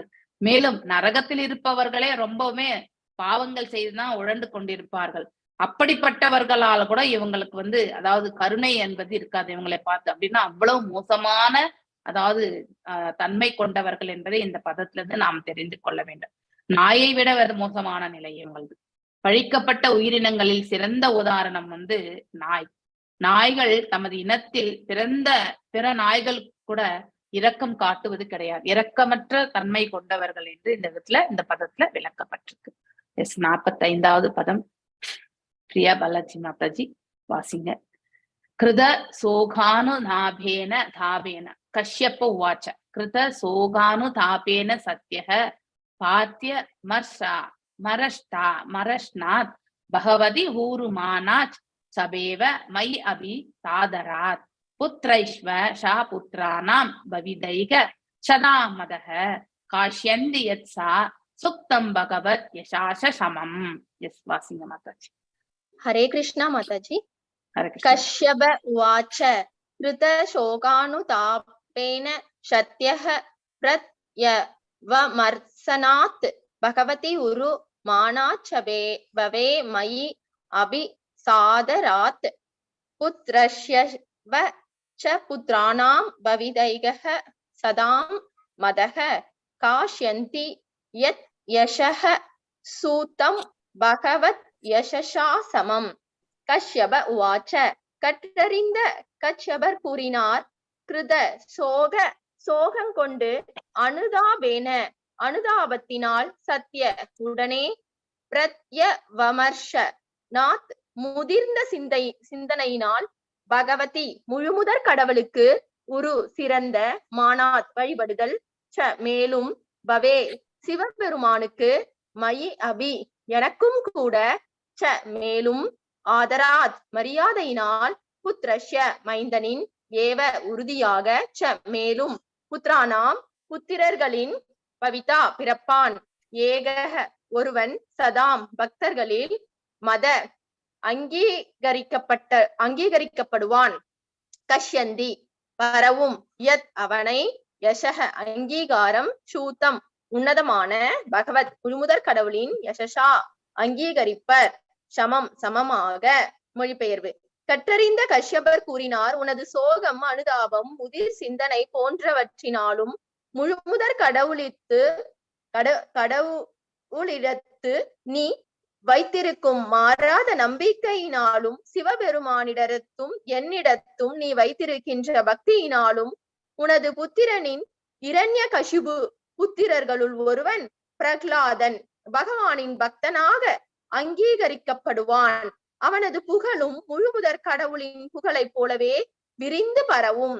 ஹரே கிருஷ்ண மாதாஜி. ஹரே கிருஷ்ண மாதாஜி. கஷ்யபர் இவ்வளவு இப்ப நம்ம இந்த பதங்கள் எல்லாமே ஒரு கிட்டத்தட்ட ஒரு 7-8 பதங்கள் பார்த்துட்டே இருக்கும். திதியினுடைய சுபாவம், அவள் செய்தது ஒரே ஒரு தவறு என்னவென்றால் பேராசை கொண்டது ஒன்றுதான் அவளுடைய தவறு இல்லையா? கம்பாரிசன், பொறாமை கொண்டது. அது தவிர்த்து அவள் வேற எந்த தவறும் செய்யவில்லை. அவளுக்கும் ஞானம் உண்டு இல்லையா? பக்தி, தவறு இழைத்தால் தண்டனை என்பது உண்டு. பேராசைன்னு எப்படி மாத்தாஜி சொல்ல முடியும்? அவங்களுக்கெல்லாம் குழந்தை இருக்கனால நமக்கும் குழந்தை we should not. எல்லாத்துக்கும் கால நேரம் உண்டு மாதாஜி. ஒருத்தருக்கு இருக்குங்கிறத இன்னொருத்தரோட நம்ம கம்பேரிசன் பண்ணவே கூடாது. அது ஆசையும் மற்றும் அதாவது பொறாமையினுடைய வெளிப்பாடுதான். அது நமக்கு எது வேணும், நமக்கு எது நன்மை, எந்த காலகட்டத்தில் பகவான் கொடுப்பாரோ அதை ஏற்றுக்கொள்ளக்கூடிய பொறுமையை நாம வளர்த்து கொள்ள வேண்டும் மாதாஜி. சோ நாம அடுத்தவர்களுக்கெல்லாம் இருக்கே நமக்கு இல்லையே என்றால் அது கெட்ட புத்திதான். அவங்களுக்கு இருக்குன்னு நினைக்கும் போது அவங்களுக்கு ஒரு தேவை இல்லை. அடுத்தவர்களை பார்த்து நம்ம கம்பேரிசன் பண்ணவே கூடாது. ஒருவருடைய கர்ம பலன் ஒருவருக்கு உண்டு இல்லையா? ஒவ்வொருத்தருடைய கர்ம பலன் வெவ்வேறானது. இவ்வளவு ஞானம் தெரிந்த அவள் கண்டிப்பாக இதை பற்றியும் தெரிந்திருப்பாள் இல்லையா? அதாவது சிவபெருமானுடைய பக்தையும் கூட அவள், மேலும் பகவானுடைய வல்லமை என்ன என்பதும் தெரிந்தவள், இவ்வளவு ஞானம் பெற்ற அவள் கண்டிப்பாக தான் நினைப்பது தவறு என்பது அவளுக்கு தெரியும். ஆனால் அவளால் அடக்கி கொள்ள முடியாத ஒரு சூழ்நிலைக்கு தள்ளப்படுகின்றாள். அவள் செய்வது தவறு என்பது அவளுக்கு தெரியும். ஆனால்தான் அது செய்து முடித்த பிறகு அவள் அதாவது வெட்கி தனை குனிந்தாள் என்ற ஒரு பதத்திலையும் நாம படிச்சோம் இல்லையா? ஒருவர் தவறு இழைத்த பிறகு வெட்கப்படுவது என்பது கண்டிப்பாக அது மனதளவுல வெளியில நம்ம காட்டலனாலும் உள்ளுக்குள்ள நம்ம மனசுல என்றைக்குமே உறுத்தின்றே இருக்கும் இல்லையா? சோ தெரிந்தே தவறு செய்தவள், தெரிந்து செய்த தவறுக்கு மன்னிப்பு என்பது கிடையவே கிடையாது. ஏனென்றால் அனைத்தையுமே கஷ்யப்ப முனிவர் எடுத்துரைத்தார். இந்த கால நேரம் சரி கிடையாது. இத்தகைய சூழலில் அதாவது அசுரர்கள் தான் பிறப்பார்கள் என்று அவர் எடுத்துரைத்த பிறகும் அத்தகைய பிள்ளைகளை நாம் பெற வேண்டுமா அப்படின்ற யோசனை கண்டிப்பாக இருக்க வேண்டும் இல்லையா? அப்ப அந்த இடத்துல எது மேலோங்கி இருந்தது அவளிடத்தில் பண்பு, பொறாமையும் மற்றும் பேராசையும் தான் மேலோங்கி இருந்தது. அது ஆசை என்று இருந்தால் கண்டிப்பாக அவள் பக்குவப்பட்ட மனதோட ஆசை கண்டிப்பாக உண்டு மாதாஜி. ஆசையற்ற மனிதர்கள் இந்த பிரபஞ்சத்தில் யாருமே கிடையாது. ஆனால் அந்த ஆசையை மடைமாற்றி கொள்ள வேண்டும் இறைவன் பால். நாம் எதுவரைக்கும் பௌதிகத்தின் தரப்பில் நம்முடைய ஆசைகளை அபிவிருத்தி செய்து கொள்கின்றோமோ அது வரைக்கும் நாம கட்டுண்ட நிலையில் தான் வாழ வேண்டும். அந்த கர்ம பலன்களை எல்லாம் நாம் அனுபவித்து தான் ஆக வேண்டும். அந்த ஆசையற்ற மனிதன் இந்த பிரபஞ்சத்தில் யாரும் கிடையாது. ஆனால் அந்த ஆசையை மாற்றிக்கொள்ளக்கூடிய பக்குவத்தை தான் நாம வந்து பயிற்சி செய்ய வேண்டும். அதுதான் நமக்கு பக்தி வந்து எடுத்துரைக்கின்றது. சோ கஷ்யப்ப உவாச்ச, தன்னுடைய இவ்வளவு அவள் தவறு இழைத்த பிறகு கூட அவளுடைய இந்த இடத்துல கஷ்யப்பருடைய உயர்வான நிலைகளை எல்லாம் இந்த இடத்துல வந்து எடுத்துரைக்கிறார். அவளுக்கு சோகம் உண்டு, ஏனென்றால் அசுர பிள்ளைகளை வந்து பெறப்போகின்றோம் என்ற வருத்தம் உண்டு அவளுக்கு. அனுதாபமாக, ஏன்னா அந்த பிள்ளைகள் வந்து பகவானால வந்து மடிய போகிறார்கள், அநேக ஜீவன்களுக்கு அவர்கள் தொல்லைகளை கொடுக்க போகிறார்கள். இந்த மாதிரி ஒரு ஃபீலிங் வந்து கண்டிப்பாக இருக்கும் இல்லையா? நம்ம பிள்ளை கூட ஒரு தவறான நிலைக்கு வரும் என்று ஒரு தாய் உணர்ந்தால் அது எவ்வளவு மனவேதனையை கொடுக்கும்? கண்டிப்பாக கொடுக்கும். எஸ், ஏன்னா அது அட்டாச்மெண்ட் கிடையாது, அங்க அன்பினால் வரக்கூடிய அனுதாபம். அட்டாச்மெண்ட் என்பது என்றைக்குமே நமக்கு உதவவே உதவாது. சோ நம்ம எப்பவுமே அதாவது அடுத்தவர்கள் மீது அனுதாபமும் அன்பும் கொள்ளக்கூடிய அந்த பக்குவத்தை தான் நம்ம, that is a divine quality, நம்ம வந்து கல்டிவேட் பண்ணணும் இல்லையா? முதிர் சிந்தனை, இதுவும் அழகான வார்த்தை. திங்கிங், ஞானதளத்தில் இருப்பவர்களால மட்டும்தான் இந்த முதிர் சிந்தனையை பற்றி யோசிக்க முடியும் இல்லையா? தான் இயற்றிய அந்த தவறுக்கு வந்து இந்த தண்டனை வந்து என்ன நிலையில வரும்ன்றதெல்லாமே அவ யோசிக்க ஆரம்பிக்கிறான். அதுலயும் வந்து உன்னதமான நிலை எது என்றதையும் அவளால எடுத்துரைக்கவும் பட்டு விட்டது இல்லையா?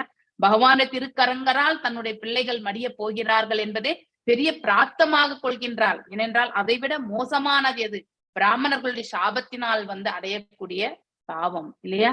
இத வந்து ரட்சணையாவது கிடைக்கும், பகவானுடைய திருப்பாதங்களை சேர்றதுக்காவது என்னுடைய பிள்ளைகளுக்கு வந்து வழி கிடைக்கும். அவ்வளவு அசுரத்தன்மையோட இருந்தாலும் கூட இறுதியிலுடைய இலக்கு வந்து அவர்கள் வந்து மோட்சத்தை அடைவார்கள் என்ற அந்த ஒரே ஒரு அதாவது நன்மையை வந்து அவள் கருதி மனதுல வந்து ரொம்பவுமே ஆனந்தம் கொள்கிறாள். இதுதான் முதிர் சிந்தனை என்பது. முழுமுதற் கடவுளிடத்தில் நீ வைத்திருக்கும் அந்த நம்பிக்கை, பகவானுடைய கையால் வந்து அவர்கள் மடிந்தால் பகவானுடைய திருப்பாதங்களை சேர்கிறார்கள் என்பதை வந்து அவள் உறுதியாக நம்பிக்கை பெற்றிருந்தாள், மாறாத நம்பிக்கை. சிவபெருமானிடத்திலும் அவளுக்கு பக்தி உண்டு இல்லையா? சோ நீ வைத்திருந்த பக்தியினாலும் உமது புத்திரன், அதாவது ஹிரண்யகசிபு புத்திரர்களில் ஒருவனா இருக்கக்கூடிய பிரகலாத் மகாராஜ் வந்து பகவானுடைய பக்தனாக அங்கீகரிக்கப்படுவான். Because of these good qualities இல்லையா? இந்த இடத்துல நம்ம பாவங்களுக்கும் அனுபவிக்க வேண்டும், புண்ணியங்களுக்கும் அனுபவிக்க வேண்டும் என்று சொல்லக்கூடிய அந்த பதத்தினுடைய விளக்கத்தை நாம இந்த இடத்துல பார்க்கலாம். பாவத்திற்கு அசுர பிள்ளைகளை பெறப்போகின்றால் அவளிடத்தில் இருக்கக்கூடிய அந்த நற்குணங்கள், தெய்வீகமான இயல்புகளால் அந்த வம்சத்திலே வரக்கூடிய அட்லீஸ்ட் பிற்காலத்தில் வரக்கூடிய ஒரு சந்ததி வந்து ஒரு தூய பக்தன் ஆக போகின்றார் என்ற அதாவது அந்த ஆனந்தத்தையும் அவர் வந்து பெறுகிறார் இல்லையா? பக்தனாக அங்கீகரிக்கப்படுவான் என்றும் வந்து அழகாக கஷ்யப்ப முனிவர் எடுத்துரைக்கிறார். அவனது புகழும் முழுமுதற் கடவுளின் புகழை போலவே விரிந்து பரவும் இல்லையா? சோ நரசிம்ம தேவர் நம்ம நினைச்சாலே பிரகலாத் மகாராஜ் தானாவே நம்ம வந்து இரண்டுமே பின்னி பிணைக்கப்பட்டதுதான். நம்ம நரசிம்ம ஆரத்தில கூட நம்ம வந்து பகவானை புகழ்ந்த பிறகு அந்த பதத்திலேயே வந்து பிரகலாத் மகாராஜ வந்து சொல்லப்பட்டிருக்கு இல்லையா? சோ அதாவது இரண்டுமே ஒன்றான நிலைக்கு. இந்த இடத்துல ஹையஸ்ட் லெவல் ஆஃப் பிரகலாதனை பத்தி நம்ம பார்க்கணும். அசுர குலத்தில் அவன் பிறந்திருந்தாலும் நான் பிரகலாதன் இல்லையா? அதாவது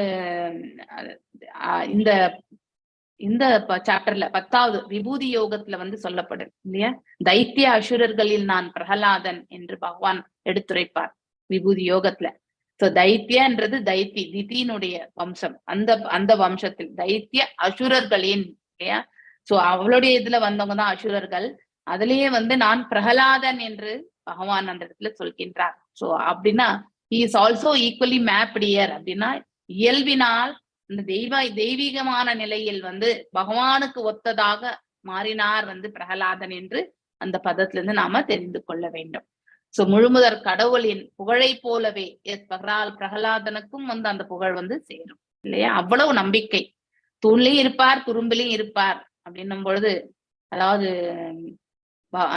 இந்த நரசிம்ம அவதாரம் பாதி மனிதன் பாதி சிம்மம் அவதாரம் எடுத்து வந்து ஹிரண்யகசிபுவை வந்து வதைத்தார், அதாவது பகவான். சோ பிறகு பிரார்த்தனைகள் என்ன வேணும் அப்படின்னு அவருடைய, அதாவது பகவான் வந்து பிரகலாதனுடைய பக்திக்கு மெச்சி உனக்கு என்ன வரம் வேண்டும் கேள் அப்படின்னும் பொழுது அவர் இந்த மெட்டீரியல் ஆப்புலன்சஸ் எதுவுமே அவர் கேட்க விரும்பல. ஆனா உனக்கு நான் கண்டிப்பா வரம் வழங்கணும்னு கேட்ட பொழுது என்னுடைய தந்தைக்கு வந்து மோட்சத்தை வழங்குங்கள் என்று பிரார்த்திக்கின்றார். அதாவது தனக்கு எவ்வளவு சங்கடங்களை கொடுத்தார், ஆனாலும் அவர் தன்னுடைய தந்தையை இல்லையா அவருக்கு நற்கதி அடையணும். இதுதான் ஒரு கம்பேஷனே, அதாவது கருணை உள்ளம் என்பது பக்தர்களிடத்தில் இருக்கக்கூடிய எக்ஸாம்பிள் இதுதான். தனக்கே வந்து உபதிரவமாக அமைந்தாலுமே இல்லையா, அதாவது நிறைய சங்கடங்களை கொடுக்கக்கூடியவர்களாக இருந்தாலும் அவர்களும் நன்மையாக அடையட்டும் என்று வாழ்த்தக்கூடியதும் அவர்களுக்கு நன்மை பெறட்டும் என்ற பிரார்த்தனைகள் செய்வதும் தூய பக்தனில் இருக்கக்கூடிய ஒரு குவாலிட்டி என்பதை நாம தெரிந்து கொள்ள வேண்டும். சோ இதே நிலைதான் பிரகலாத் மகாராஜாவும் செய்தார். நாம் அதை தெரிந்து கொள்ள வேண்டும். எஸ், இன்னொரு பதத்தை மட்டும் பார்க்கலாம். எஸ், பிரேம மாதாஜி லாஸ்ட் பதம் இதை படிச்சிருங்க. யோகை ஹேமவே துர்வர்ணம் பாவிஷ்யந்தி சாதவக நிர்வை ராதிபீர் ஆத்மானம் யட்சீலம் வர்த்திதும். எஸ், வாசிக்கணும். ஹரே கிருஷ்ண மாதாஜி. யோகைர் ஹேமேவ துர்வர்ணம் பாவயஷ்யந்தி சாதவக நிர்வைராதிபிர் ஆத்மானாம் எச்சீலம் வர்த்தித்தும். யோகைகி தவறு நீங்கும் முறையினால் ஹேம தங்கம் இவ போன்று துர்வர்ணம் தாழ்ந்த தரமுடையது பாவியஷ்யந்தி தூய்மையாகும் சாதவக மகான்கள் நிர்வைர ஆதபிகி பகைமையிலிருந்து விடுதலை பெறும் பயிற்சியினால் ஆத்மானாம் தன்னை யத் அவனது சீலம் அனுவர்த்தித்தும் காலடிகளை பின்பற்றுவதற்கு அவன் மொழிபெயர்ப்பு. அவனது காலடிகளை பின்பற்றுவதற்கு மகான்கள் எவ்வாறு தங்கத்தில் உள்ள குறைகளை தூய்மை செய்யும் முறையினால் நீக்குகின்றனரோ அதுபோல் பகைமையிலிருந்து விடுதலை பெறுவதற்கான பயிற்சியினால் அவனது நடத்தையினை முன்மாதிரியாக கொள்வதற்கு முயல்வர். பொருளுரை: என்றும் உள்ளதாயிருக்கும் ஒருவனது அடையாளத்தினை தூய்மை செய்யும் முறையான யோக பயிற்சியானது முக்கியமாக சுய கட்டுப்பாட்டினை அடிப்படையாக கொண்டதாகும். சுய கட்டுப்பாடின்றி ஒருவனால் பகைமை மாசுக்களிலிருந்து விடுதலை பெறும் பயிற்சியினை பெற முடியாது. கட்டுண்ட நிலையில் ஒவ்வொரு உயிரும் பிற உயிர்களிடத்தும் காழ்ப்புடையவர்களாக இருக்கின்றனர். ஆனால் விடுதலை பெற்ற நிலையிலோ பகைமை என்பது இருப்பதில்லை. பிரகலாத மகாராஜா தனது தந்தையினால் பல்வேறு வழிகளில் கொடுமைப்படுத்தப்பட்டார். இருந்தும் அவர் தந்தை கொல்லப்பட்ட பிறகு அவரது விடுதலைக்காக அவர் முழு முதற் கடவுளை பிரார்த்தித்தார். அவர் என்ன வரம் வேண்டுமென்றாலும் கேட்டிருக்கலாம். ஆயினும் அவர் தனது நாத்திக தந்தை விடுதலை பெற வேண்டும் என்று மட்டுமே பிரார்த்தித்தார். தனது தந்தையின் தூண்டுதலினால் தன்னை கொடுமைப்படுத்திய எவரையும் அவர் சபிக்கவில்லை. ஹரே கிருஷ்ண மாதாஜி. சோ ஐ திங்க் இப்போ இந்த ஸ்லோகத்துல அதுதான் உங்களுக்கு நான் விளக்கினேன். சேம் திங் இந்த பொருள் உருளையில வந்து அழகாக எடுத்துரைக்கப்பட்டிருக்கு இல்லையா? சோ யோகை ஹேமேவ துர்வர்ணம் பாவிஷ்யந்தி சாதவக நிர்வைராதிபிர் ஆத்மானம் எச்சீலம் அனுவர்த்திதும். யோகை தவறு நீக்கும் முறையினால், ஹேம தங்கம், இவ போன்று, அதாவது துர்வர்ணம் தாழ்ந்த தரமுடையது, பாவிஷ்யந்தி தூய்மையாகும், சாதவ மகான்கள், நீர்வைர ஆதிபிகி பகைமையிலிருந்து விடுதலை பெறும் முயற்சினால். அதனால யாரையுமே எளிமையாக கருதவே கூடாது. That is one of the divine quality இல்லையா? மன்னிக்கும் தன்மை வரும் பொழுதுதான் அந்த குவாலிட்டியே வரும் நமக்கு. பிறரிடத்தில் குற்றம் காண முடியாத அத்தகைய குவாலிட்டியை நம்ம வந்து எடுத்துட்டு வந்தாலே அந்த குற்றம் சொல்வதை நாம நிறுத்தி விட வேண்டும். எஸ், தவறுகள் எல்லோரும் இழைக்கிறார்கள். அதனால அதை வந்து ஹைலைட் பண்ணி நம்ம வந்து பெருசா சொல்ல வேண்டிய அவசியம் கிடையாது. அவர்களும் நன்னிலை பெறட்டும் அப்படிங்கிற முடிஞ்ச ஒரு பிரார்த்தனையாவது நம்ம செய்யணும். ஆத்மனம் அத்தகைய ஒரு மனோபாவத்தை வந்து வளர்த்து கொண்டால் மட்டுமே நம்ம ஒரு தூய பக்தி செய்வதற்கான பக்குவத்தை நம்ம பெறுவோம். எது வரைக்கும் நாம் அந்த மன்னிக்கக்கூடிய தன்மையோ அல்லது குற்றம் காணக்கூடிய அந்த தன்மையோ நம்ம விடலையோ அது வரைக்கும் நாம் ஆற்றக்கூடிய பக்தி தொண்டில வந்து தூய்மை என்பது அடையிறது என்பது மிக மிக சிரமமாகும். ஆத்மனம் தன்னையே எத் அவனது சீலம் அனுவர்த்தித்தும் காலடிகளை பின்பற்றுவதற்கு. சோ அவனது காலடிகளை பின்பற்றுவதற்கு மகான்கள், அதாவது பிரகலாதன் பத்தி இந்த இடத்துல சொல்லப்பட்டிருக்கு. மகான்கள் எவ்வாறு தங்கத்தில் உள்ள குறைகளை தூய்மை செய்யும் முறையினால் நீக்குகின்றனோ இல்லையா? 24 கேரட் தங்கம், அதுல சில கொஞ்சம் அளவுக்கு தாமரத்தை கலர்தான் நம்ம வந்து ஆவரணமாக செய்கின்றோம் இல்லையா? சோ அது வந்து வேற ஒரு எலிமெண்ட். அது மாதிரி குறைகள் இருக்கக்கூடிய ஒரு தங்கத்துல என்ன இருக்கோ அந்த குறைய நீக்கி, அது போல பகைமையிலிருந்து விடுதலை பெறுவதற்கான பயிற்சினால் அவனது நடத்தினை முன்மாதிரியாக கொள்வதற்கு முயல்வர். அதாவது பிரகலாத் மகாராஜ் மாதிரி இருக்கக்கூடிய ஒரு ஒரு உயிர் வாழி, அதாவது ஒரு மகான், ஒரு குரு, ஒரு ஆச்சாரியா இந்த நிலையில் இருப்பவர்களை வந்து பின்பற்றக்கூடிய தன்மைதான். எதை கொண்டு பின்பற்றுவார்கள் என்பதை பற்றி எடுத்துரைக்கக்கூடிய பதம் தான் இது இல்லையா? சோ ஒரு டிவைன் குவாலிட்டிஸ் பத்தி நாம் இந்த இடத்துல பார்க்கிறோம். மன்னிக்க கூடிய தன்மை, நமக்கு தீங்கே இழைத்திருந்தாலும் அவர்களுக்கும் நன்மை வழங்க வேண்டும் என்ற பிரார்த்தனைகள், இப்படிப்பட்ட சுபாவத்தை நாம கண்டிப்பாக வளர்த்து கொள்ள வேண்டும். இதுதான் நமக்கு டேக் ஹோமே இதுல இருந்து நமக்கு. சோ பொருளுரை, என்றும் உள்ளதாய் இருக்கும் ஒருவனது அடையாளத்தை தூய்மை செய்யும் முறையான யோக பயிற்சியானது முக்கியமாக சுய கட்டுப்பாட்டினை அடிப்படையாக, செல்ஃப் ரியலைசேஷன் இல்லையா? சோ நமக்கு எப்பவுமே இருக்கிறது வந்து இயல்பு, அந்த குவாலிட்டிஸ் எல்லாமே தூய்மை அடையணுன்றதுக்காக நாம செய்யறது எதுனாக்கா பயிற்சி கண்டிப்பா செய்யணும். இந்த இருப்பை கிளியர் பண்றதுக்கு நாம தியான பயிற்சிகள், இல்ல பக்தியில வந்து கீர்த்தனைகள், இது எல்லாமே நம்ம செய்யும் போது ஆட்டோமேட்டிக்கலி நம்ம கிட்ட இருக்கக்கூடிய கலங்கங்கள் எல்லாமே வந்து நிவர்த்தி ஆகின்றது. சுய கட்டுப்பாடின்றி ஒருவனால் செல்ஃப் ரியலைசேஷன் இல்லையா, செல்ஃப் கண்ட்ரோல் வரணும். அப்பதான் செல்ஃப் ரியலைசேஷனே வரும். நம்ம புலன்கள், மனது, புத்தி இது எல்லாத்தையுமே நம்ம கட்டுப்படுத்தணும்னா இறுதியில அடையப்பெறுவது என்பது தான் யார் என்பதை உணரக்கூடிய அந்த பக்குவ நிலைதான். சோ அந்த பயிற்சியை வந்து நம்ம வந்து பெற முடியாது. மாசுக்களை, இந்த பகைமை மாசுக்கள் இருந்து விடுதலை பெறும் பயிற்சியினை நம்மளால பெறவே முடியாது. அவங்க மேல இருக்கக்கூடிய விரோதம் வந்து கண்டிப்பாக இருந்து கொண்டே இருக்கும். கட்டுண்ட நிலையில் ஒவ்வொரு உயிரும் பிற உயிர்களிடத்து காழ்ப்புடையவர்களாகவே இருக்கின்றனர். எஸ், இது சுபாவம் தான். அழகான வார்த்தை. ஒருத்தரை பார்த்தா நமக்கு இமிடியேட்டா அக்செப்ட் பண்ணிக்கக்கூடிய அந்த மனப்பக்குவம் இருக்காது. மேலும் அவர்கள் வந்து பேசக்கூடிய வார்த்தைகள்ல அவங்க நல்லவங்களா கெட்டவங்களா நம்ம எவாலுவேஷன் பண்ணிட்டு தான் இருப்போம். அது ஜட்ஜ்மெண்டல் போயினே இருக்கும். ஆனா நிறைய அவர்கள் 100 வார்த்தைகள் வந்து நல்ல வார்த்தைகளை சொல்லியிருப்பாங்க. ஆனா ஏதோ ஒரு வார்த்தை வந்து அவர்கள் தவறான உணர்த்தி விட்டால் அந்த சுபாவத்தை வைத்து நம்ம அவங்களை ஐடென்டிபிகேஷன் பண்ணுவோம் இல்லையா? சோ அந்த ஒரு சுபாவம் நம்ம இயற்கையிலேயே உண்டு. அந்த சுபாவத்தை நாம விட்டொழிக்கணும். அதுதான் நமக்கு நன்மையை வந்து பயலும். சோ ஆனால் விடுதலை பெற்ற நிலையிலோ பகைமை என்பது இருப்பது கிடையாது. ஒருவர் வந்து கட்டுண்ட நிலையிலிருந்து விடுதலைக்கு போகணும்னா இத்தகைய பண்புகளை வந்து அவன் கண்டிப்பாக விளக்க வேண்டும். எக்ஸாம்பிள், இந்த இடத்துல பிரகலாத் மகாராஜ் தன தந்தையினால் பல்வேறு முறைகள் வந்து அதாவது சிரமப்பட்டார், கொடுமைப்படுத்தப்பட்டார். இருந்தும் அவர் தந்தை கொல்லப்பட்ட பிறகு அவரது விடுதலைக்காக அவர் முழுமுதற் கடவுளை வந்து பிரார்த்தித்தார் இல்லையா? அவர் என்ன வரம் வேண்டும் என்றாலும் கேட்டிருக்கலாம். ஆயினும் அவர் தனது நாத்திக தந்தையினுடைய விடுதலை பெற வேண்டும் என்ற ஒரே ஒரு வரத்தை தான் கேட்டார். தனது தந்தையின் தூண்டுதலினால் தன்னை கொடுமைப்படுத்திய எவரையுமே அவர் வந்து தபிக்கவும் இல்லை. ஏன்னா அவர்கள் எல்லாமே கருவிகள் என்பது அவரால் உணர முடிந்தது இல்லையா? எய்தவன் எங்கோ இருக்கின்றான். கருவிக்கு தண்டனை கொடுக்கறதுனால எந்த ஒரு புண்ணியமும் கிடையாது.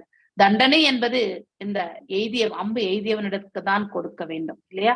அது போல பிரகலாத் மகாராஜருடைய தந்தைக்கு தான் அனைத்து தண்டனையுமே வழங்கப்பட வேண்டும். இருந்தாலும் அவர் கருணை உள்ளம் கொண்டு தன்னுடைய தந்தைக்கான மோட்சத்தை மட்டும்தான் அவர் வேண்டினார். வேற எதையுமே அவர் வேண்டவில்லை. பகவான் வந்து அனைத்து வைபவங்களையும், இந்த பௌதிக வைபவங்களை எல்லாம் கொடுக்கிறனார், அதையெல்லாம் அவர் வேண்டவே இல்லை. ஆனால் ஒன்றை மட்டும் வேண்டினார், தன்னுடைய தந்தைக்கான விடுதலை மட்டும்தான். So that is the highest quality. So நாம கூட இந்த குவாலிட்டிஸ் எல்லாம் வளர்த்துக்கிறதுக்கு மார்க்கத்தை நாம தேடிக்கொள்ள தந்தைக்கு கொடுக்கக்கூடிய ஒரு நல்ல இது மரியாதை எப்படி இருக்கணும் அப்படிங்கறத அதை கரெக்டா காமிச்சுக்கலாம். ஹரே கிருஷ்ணா. வாஞ்சகல்பதாருபேஷ ஹரே கிருஷ்ண மாதாஜி. வாஞ்சகல்பதாருபேஷ கிருப சிந்துபியேவ ச பதிதநாம் பாவனேபியோ வைஷ்ணவேபியோ நமோ நமः. அனந்த கோட்டி வைஷ்ணவ விருந்த की जय. नामाचार्य हरिदास ठाकुर की जय. हरे कृष्णा कृष्ण